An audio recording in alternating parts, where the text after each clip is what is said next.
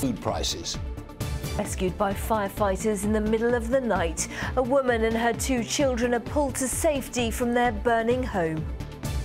Allergic to the world around him, one family's battle to protect their 2-year-old. And talking Tiswas, memories of the Saturday morning show that launched so many TV careers.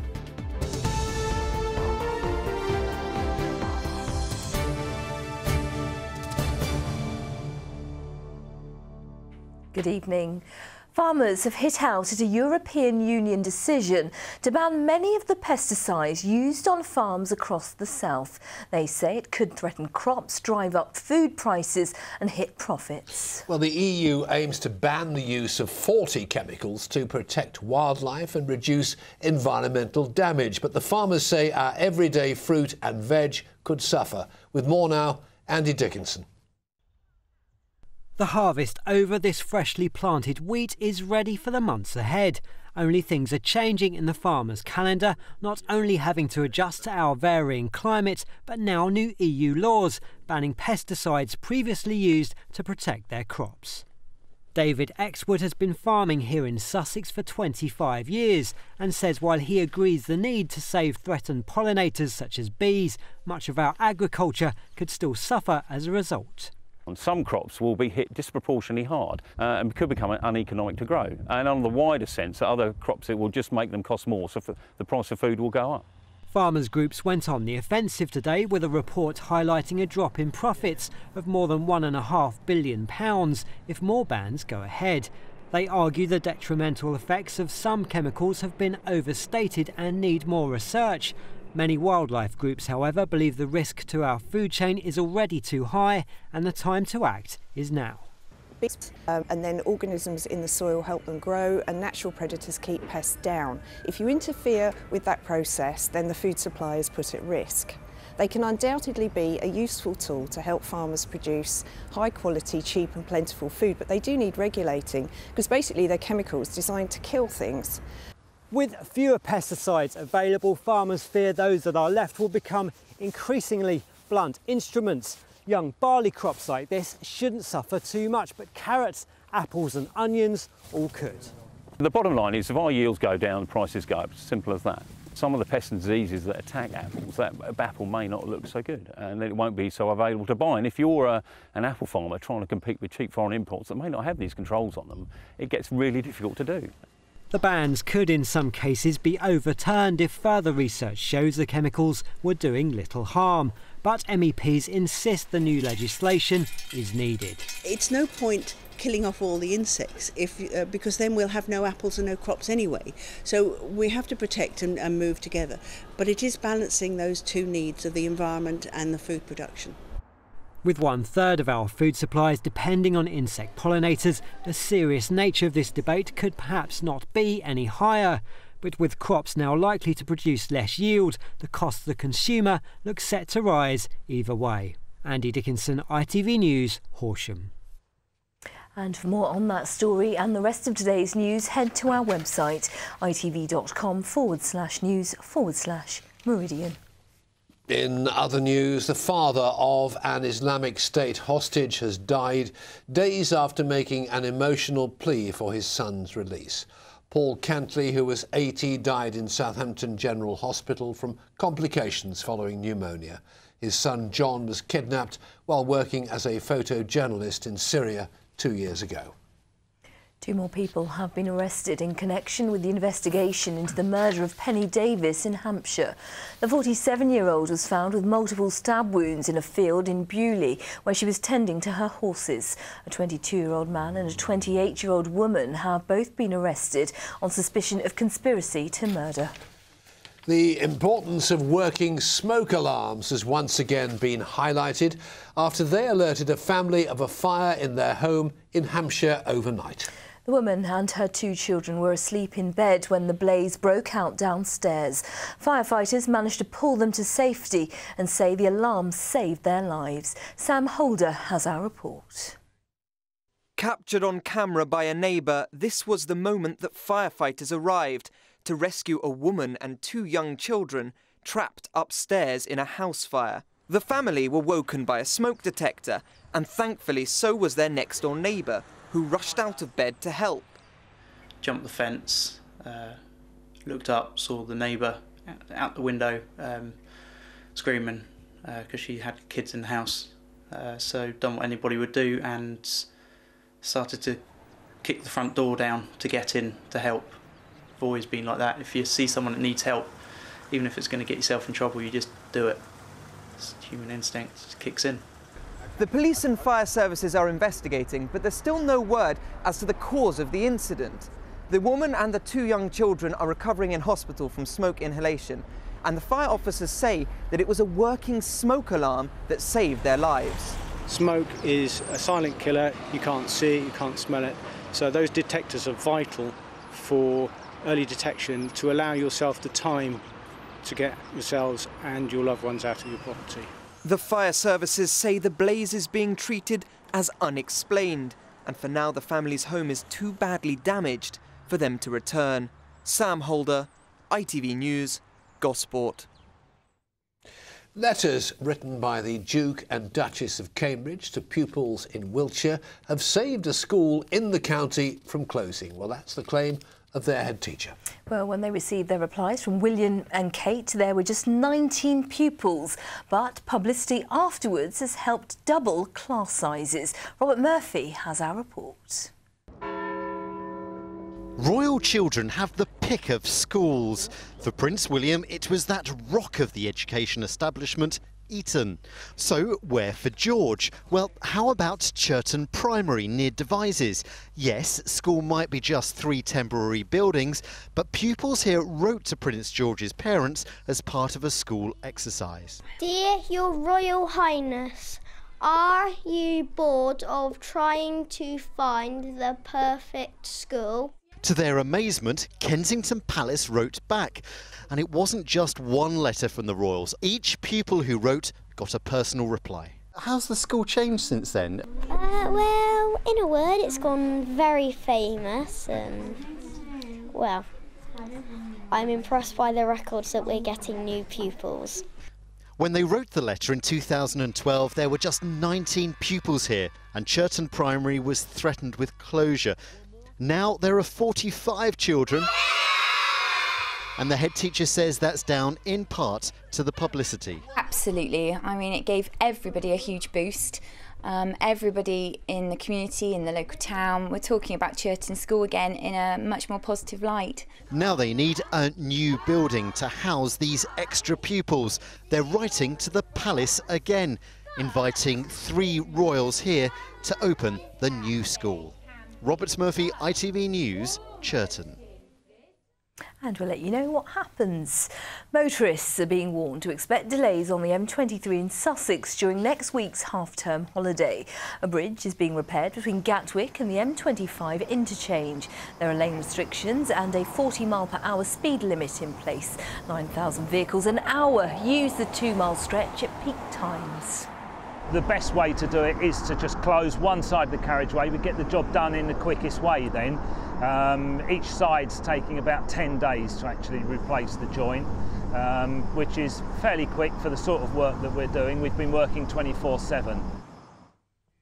You're watching ITV News here in the Meridian region. Coming up, Simon with your weather and Sarah's here with the sport. Yes, she is indeed, and Bournemouth make it 4 wins in 5. But how did the rest of our teams get on? Sarah will tell us. I can tell you Pompey won, St Eaton. Oh, Reading didn't. Well, for more on all of our stories, head to itv.com/news/Meridian.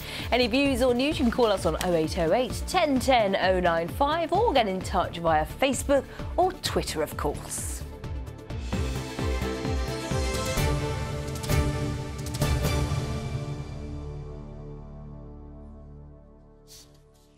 It's 10 minutes past 6 and the ITV News continues with the national and international news at 6:30. With more now, here's Alistair Stewart. We'll have the latest from Ottawa in Canada, where there's been a shooting at the capital's parliament.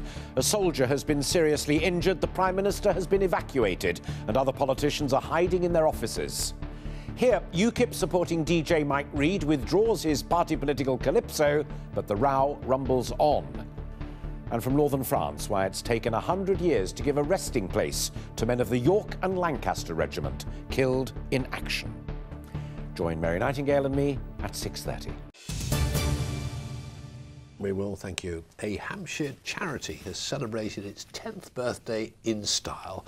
Families and friends of Sebastian's Action Trust headed to Downing Street for a reception hosted by Samantha Cameron. Well, the charity was set up by a mother, Jane Gates, who lost her son to leukaemia in 2003. He was 9 years old. Our reporter Divya Kohli went with Jane and her team to number 10.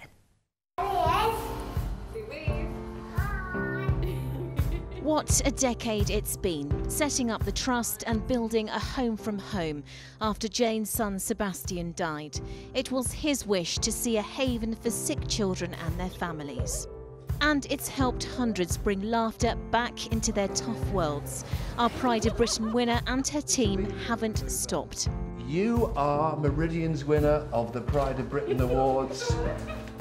Sebastian's Action Trust is expanding. We met up with Jane at their new day hub in Berkshire. It's only been open for the last month, but it's already providing vital support. Owen Mann was diagnosed with leukaemia in 2011. He and his family used the Bluebells to get away from it all.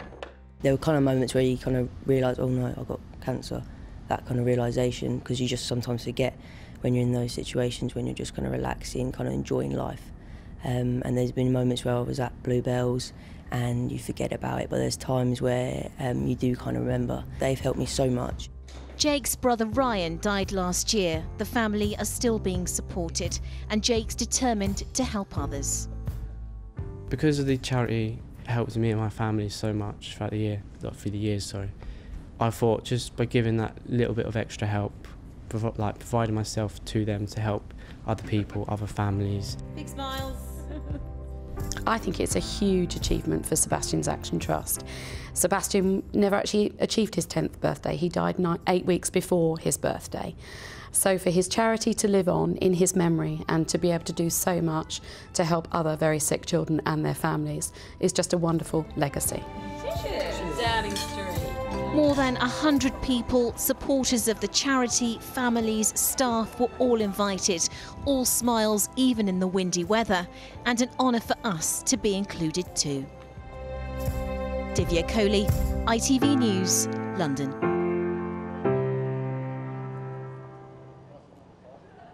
Well, we're pleased to say that Jane and Michael, who we saw there, join us in the studio now. Thank you so much for coming in. What an honour, Downing Street. It was very exciting. We both really enjoyed it. A lovely opportunity to celebrate 10 years of Sebastian's Action Trust. So much to celebrate this year as well, of course, isn't there? Very much so, yes. Michael, I've never been to Downing Street. No one's ever asked me. What's it like? Very big. Very big? Lots of pictures of Prime Ministers, you told me. Yeah. A lot of stairs as well. Were you excited? Yeah, very, yeah. Were you? Were you a bit nervous? A bit. Were you? And you met the Prime Minister's wife? Yes. Samantha? Yeah. What was she like? She was very nice, yeah. What did she say to you? She had a chat with me about the Evelina in London, the Children's Hospital. Did she? And you really liked her? Yeah. It's nice. And Jane, you were invited by Samantha Cameron, and sadly she's gone through the awful experience of losing a child herself. Is that why she's such a supporter? I think as the Prime Minister's wife, she can relate to the situation that I've found myself in personally, and many of the families that we support. And I think she's obviously a hugely empathetic person who wants to do her civic duty and support as many worthy charities as possible. And she's really sincere about it as well, isn't she? She was incredibly sincere. She took a lot of time talking with the families and showed real concern and genuine interest in their stories. Michael, I've been to Bluebells. It's a wonderful place, isn't it? What do you think about it? It's really good. They've got brilliant facilities, and it's just nice to go there and relax and enjoy yourself. And some lovely people there, aren't there? Yeah. Well, one of them sat next to you. Jane, I remember when you first started fundraising. Can you believe how far you've come in the last 10 years? Well, it's been something of a roller coaster. We've had lots of highs, some lows, infinite challenges. but great rewards in terms of supporting some incredible families. And obviously Michael is just here today as representative of one of those families. But I think the important thing about our charity is that we build long-lasting relationships with our families. We're not there just to support them for a very short, specific period of time. We are there for the long run. We're there to listen to them, to identify where we can help, to find their needs, and to then create solutions to their problems, and to walk alongside them through that journey from diagnosis, through treatment, and then into the beyond. And for some families, sadly, that's a very sad outcome. And for other families like Michael's, where Michael's had his transplant and everything is going really, really well, we are still there for those families, because sometimes situations, although treatment is going well and everything is going well for families, they still need support, and we're happy to be there for them. You're a wonderful woman. You do a great job. Good luck in the future. And you, sir, what a joy to meet you. Thank the you. Smartest man on the sofa ever. Lovely to meet you both. Thank you. Thank you. Brilliant. Here's to more happy endings. Now, as the temperature cools down, people who suffer skin allergies will see them get worse. That's because a survey by the charity Allergy UK says cold weather is the biggest trigger for eczema, followed by house dust mites and pets. Yes, eczema affects 10% of adults and 30% of school children. Stacey Foster's been to meet one little boy who's so allergic to the world around him, his family say they struggle to keep him safe. Jamie Weaver enjoys playing with his family just like any 2-year-old. But look a bit closer. He's itching because, unlike most children, he's allergic to most things in a normal family home. He can't be exposed to nuts, dairy, wheat, eggs, or even dust. Over the bridge. At the moment, it's 14 different things. But every 6 weeks, another product gets added to the list, meaning leaving the house can be very dangerous. We risk his life every single day without meaning to, literally, from leaving this house. This is some of what I need in a day, really, to keep Jamie safe. We've got some antihistamine here, that's twice a day, it's a strong one, and that literally does allow him to be able to leave this house and to sleep. We've got vitamins, 4 different types for everything he loses from the foods he can't eat. There's shampoo over there, there's softener for the water because the water's too hard. Even this weekend, Jamie couldn't be involved in his sister's birthday party because the party food on the table could contain substances that are potentially deadly. And when it came to all the girls eating at the party, Jamie had to be removed, and I became a cleaner for the rest of the day. And it took me from 1:30 when everybody had left, and I didn't finish till 5:10 last night, to make sure everywhere was safe for him that the girls had been to. He definitely is a normal 2-year-old in himself, and his personality, he's such a happy boy, but that's really because he knows no better, and he doesn't know what he's missing out on because he's not aware of it, he's not had it, and he has treats that look like the treats that any kid would have. Is it nice? Yeah. 77% of allergy sufferers like Jamie say they're itching more in the winter because their skin dries out. Milk. Milk, good boy. Does it make you feel yucky? Yeah. We don't like milk, do we? No. No. It's hoped that Jamie will grow out of some of his allergies before he reaches adulthood. But as the weather turns, he'll be spending a bit more time with Mum in the safety of his own home. Stacey Foster, ITV News. Lovely little boy. Sarah's with us now. Sarah, when are things going to get better for Reading supporters? Well, soon we hope, don't we, Yes, Sankita? we do. Very we do. soon. Yes, Reading manager Nigel Adkins and his players have reacted to last night's 3-0 defeat at Bournemouth with some fighting talk today, vowing to turn things around. The defeat means Reading are now without a win in 7 games. Bournemouth's goals coming up, as well as wins for Oxford and Portsmouth in League 2.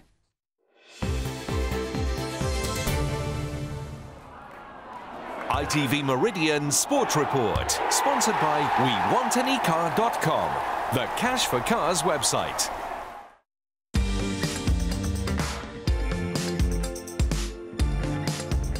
3 second-half goals moved Bournemouth up to 8th place. Eddie Howe's side took the lead through Callum Wilson shortly after the break. And just 5 minutes later, Wilson turned provider, enabling Brett Pittman to send home his first, before his second sealed their win and extended the Royals' winless run.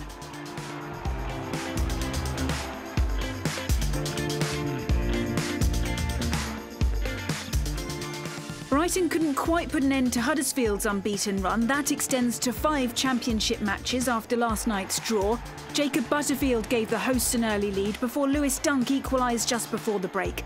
No goals in the second half, but a sending off. Brighton's Kazenga Lawalawa was handed his second yellow.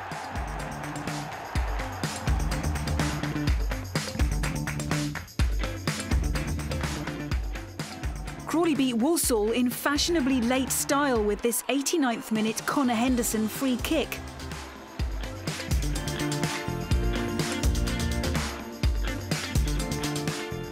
Swindon took an early lead against Rochdale through Anton Rodgers, but early into the second half found themselves 2-1 down.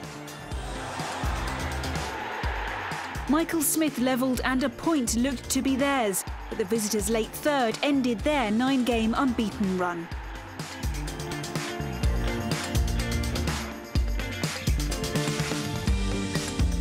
In League Two, Oxford United claimed a third win from 4 games, despite going a goal down on just 4 minutes against Northampton. Danny Hilton struck twice before the break, and Alfie Potter sealed the win against the U's former boss Chris Wilder.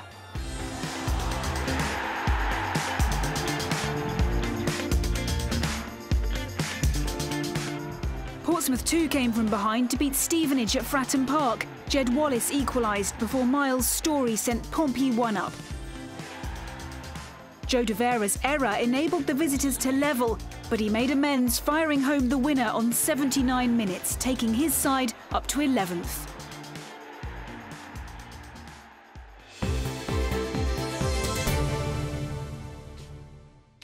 Sir Robin Knox-Johnston set sail from Gosport today to compete in a 3,500-mile transatlantic race. The 75-year-old, who made history 45 years ago as the first man to sail around the world non-stop, has set off on the Route de Rhum race. Over the years, he's encouraged thousands of people to take up the sport through the Clipper races and says his love for the sea has never faded.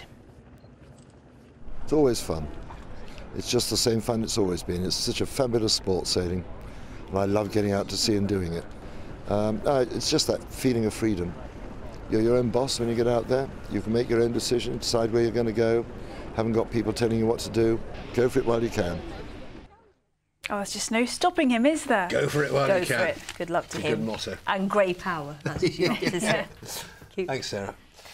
The stars of the 1980s classic children's TV programme Tiswas have got back together for a reunion of the show. Yes, the likes of Chris Tarrant from Reading and Lenny Henry became recognised wherever they went because of the show that was watched by children and adults, of course. Mark Goff has been for a trip down memory lane. Saturday, Saturday, Saturday is Tiswas Day. 40 years ago, an anarchic children's TV show hit our screens. Its stars and their antics became legendary. It probably did change our lives. It made our careers. At the weekend, they got back together again, invited by the Tiswas fan club. And no Tiswas reunion would be complete, of course, without the Phantom Flanflinger. No one escaped. Just like on the show. No, I'm sorry, that's completely wrong. This was Legs & Co. from Top of the Pops. The flan was one of the hallmarks. The knick-knack, paddywhack, give the dog a pie, watch it sailing through the sky. This old dog. Did you enjoy the enormous kind of fame that came with that?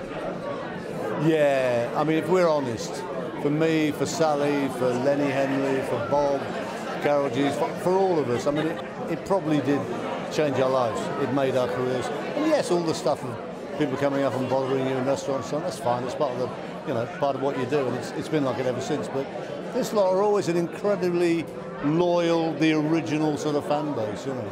You couldn't go to a restaurant, you couldn't go to a cinema, you couldn't go anywhere without being recognised. And that was nice. It was not saying, you know, stop recognising me. It was nice. But you had no privacy. So if you went on holiday, you had to go somewhere completely different.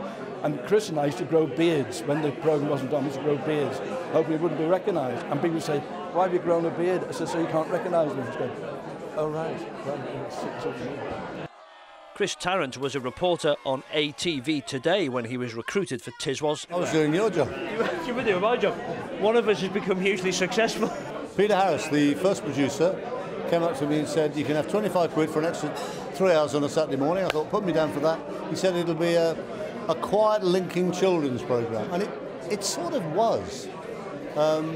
It's just, I think, that we were mad, and it just developed and grew and grew and grew. I mean, it was never intended to be the huge phenomenon it became, but great. I love you all. Love you all. And the Queen Mother. And 40 years on, the fans still love them. Mark Goff, ITV News. Well, some of you may remember Fred here also appeared on Tiswas in a famous sketch, The Bucket of Water Supporters Club. Yes, here's an old VHS copy we found on YouTube.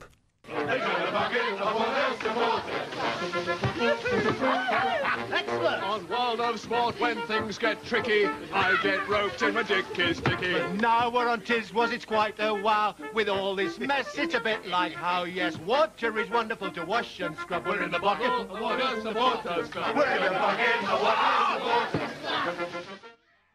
That was done with passion. Ridiculous, but great fun. And it was all live. The people who queued up for months to get into cages to have water and stuff thrown all over them. Amazing. Amazing.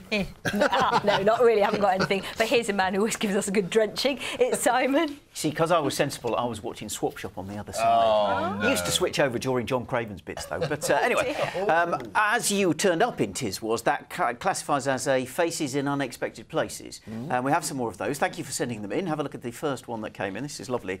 This is a slightly worried-looking potato on Lisa's roast dinner. That's Aunt Lisa's roast dinner. And in another food-related incident, our ITV Meridian colleague Jess found this troubled-looking bean in her salad. Look at the face on it, on the sport. Just about to be eaten, though, Well, you can see why I'd be worried. Here's a happier-looking cupboard in Kimberly Birchmore's bedroom, while Tracy Hamilton's mum thinks that every time she goes into the bedroom, the thermostat's looking at her. Not good now the weather's turned, I don't think. And here's an angry hedge that Martin Holland found in Prince's Risborough, maybe expecting a visit from this ride-on mower that Terry Blackman found in Sussex. And finally, Penny Day's son, Ben, was cheery to see that the coffee was quite happy to be drunk. Look. We have some very disturbed viewers, don't we? Thank goodness we do. And a very disturbed weather forecast. And if you don't believe me, here he is, Simon Perky Parkin.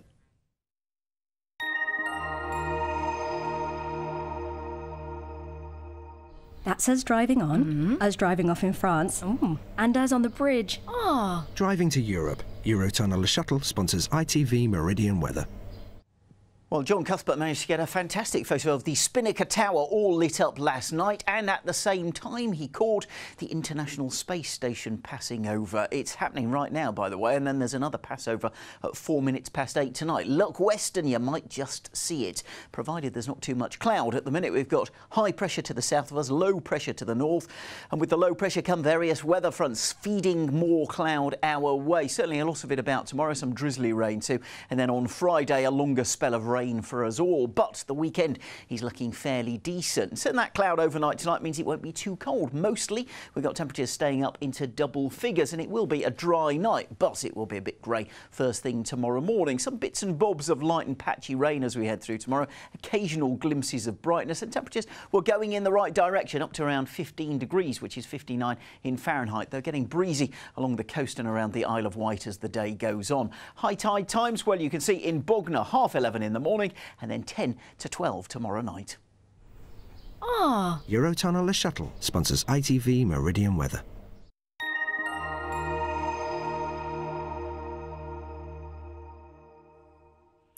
And that's how we're looking this evening. In just a moment here on ITV, we have the national and international news with Alistair Stewart and Mary Nightingale. Gary Swain's got our late news. Join her if you can. But for now, from the team here at ITV Meridian, thanks very much for watching. Take care. Bye-bye. Bye-bye.